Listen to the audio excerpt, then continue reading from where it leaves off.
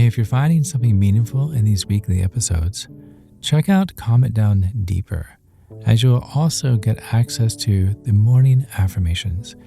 2 minutes of morning affirmations every weekday to encourage you to put the first foot on the floor out of bed. Check it out at commentdownpodcast.com and look for Deeper. There are 2 versions of you. The one people see, and the one you are when no one's looking. The you that shows up to dinner parties, smiling and making small talk, and the you that sits alone afterward, exhausted from performing. The you that posts a highlight reel, and the you that lives in the ordinary, messy, unremarkable middle. The gap between these 2 versions, it's actually wider than you think. And carrying both, it's exhausting. Am I alone in this? Let's find out. I'm Chad Lawson, and let's calm it down in 3, 2, 1. We all do this. We curate, we edit, we present a version of ourselves that feels safe and acceptable, even manageable. Not because we're lying, no, but because the real version feels too complicated to explain. It's just too raw and too messy and, let's be honest, too much. So we smooth out the edges. We hide the parts that don't quite fit the story. We perform the person we think people want to see. And somewhere in all of that performing, we lose track of who we actually are. And the gap between who you are and who you pretend to be, it takes energy. Energy to remember which version you showed to which person. Energy to keep the story straight, to maintain the image, to not let anything real slip through. You think you're protecting yourself, and maybe you are, but you're also hiding. Hiding from connection. Hiding from being known. From the relief of just being yourself.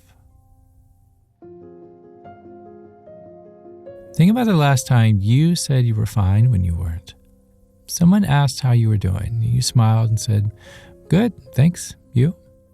But you weren't good. You were struggling. You were overwhelmed. You were barely holding it together. But you didn't say that because saying that felt like too much, like crossing a line, like being a burden. So you performed fine, and they believed you, actually. And the conversation just moved on, and the gap got wider. Here's what happens when the gap gets too wide.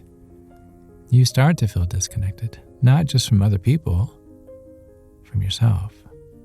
You don't know who you're supposed to be anymore. The real you or the version you've been showing everyone. And you forget what you actually like, what you actually want, what you actually feel. Because you've been so focused on being the right version, you've lost touch with the real one. And that's lonely, even when you're surrounded by people. Especially then. So what do? You start closing the gap slowly and carefully and with people who feel safe.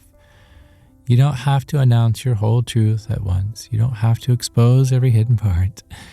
You just practice being a little more real, a little more honest, and a little less performed. Maybe it's admitting you're tired instead of saying that you're fine. Or maybe it's sharing something you actually are struggling with instead of just the things you've already figured out. Maybe it's letting someone see you on a bad day, not cleaned up, not put together, just real. It's scary, I know. But it's also quite freeing. So here's your practice this week. Notice when you're performing, not to judge yourself, just to notice. When do you shift into the version people expect? When do you hide the messy parts? When do you say you're fine when you're not? Just notice the gap, how wide it is, how much energy it takes to maintain it. And then, with one person this week, try closing it just a little. Say one thing true. Share one real feeling. Let them see one small piece of the version that you usually hide. See what happens. See if the world ends. See if they pull away. Or see if maybe, just maybe, they feel a little closer to you. So yes, there are two versions of you. The one people see and the one you are. And the gap between them is exhausting to carry. So maybe it's time to close it, even just a little. Thank you. Thank you for listening. Thank you for living. And until next time, be kind to your mind and join me again as we calm it down.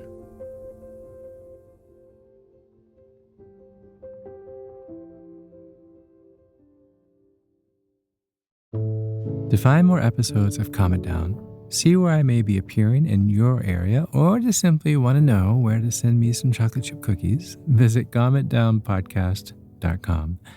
This podcast was written and produced by yours truly, Chad Lawson, composer, pianist, and nationally recognized Sweet Tooth. The views, expressions, and techniques in this episode are of my personal opinion and not intended, nor should they, serve as a substitute for medical advice or diagnosis rendered to you by your individual doctor or other healthcare provider. Only a licensed physician should evaluate your situation, provide a diagnosis, or render other medical advice to you, and you should only act upon the advice of this physician.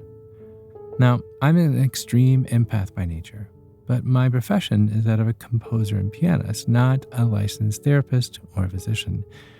I hear from thousands of listeners how my music has helped them through various stages of emotional needs, and I simply want to offer this in future podcast episodes to aid those needs. So to find a list of licensed professionals in your area, please visit calmitdownpodcast.com. And if you've enjoyed today's episode, please leave a review, or better yet, share it with a friend. While it takes less than 60 seconds to do, its impact will last for years to come, as every little bit helps in growing the awareness and the importance of mental and emotional health. Thank you for listening. Thank you for living. And until next time, be kind to your mind and join me again as we calm it down.